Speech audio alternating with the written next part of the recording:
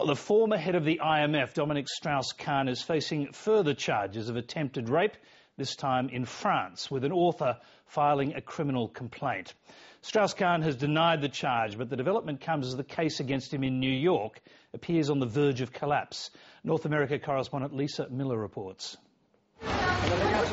Rarely has an appointment to the International Monetary Fund warranted so much media attention.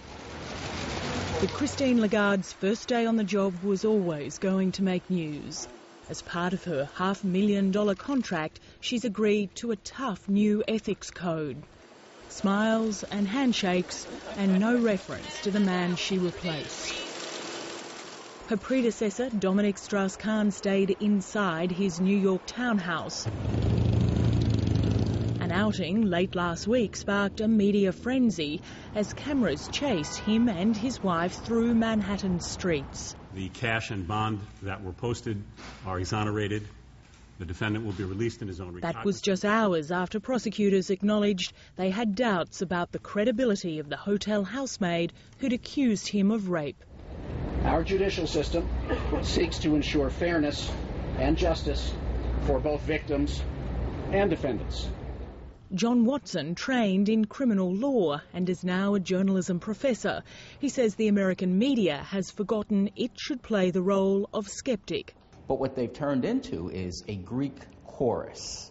If they think the flow of popular opinion is one direction, they will mimic that and shout it.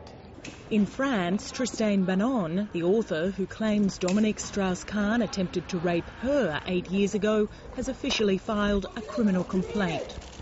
I absolutely don't want to make this case a political one. I would like to specify that. However, if some politicians try by not telling the truth, and when I say truth, I mean what they knew to be true, if some politicians try to get in the way of the defence of Miss Tristan Banon, they will then be considered as adversaries. A senior member of Strauss-Kahn's Socialist Party has questioned why now. I have the impression that it's something that's being done to complicate things further, possibly damage an image. Let's see. Dominique Strauss-Kahn has threatened to sue Tristan Banon, describing her account as imaginary.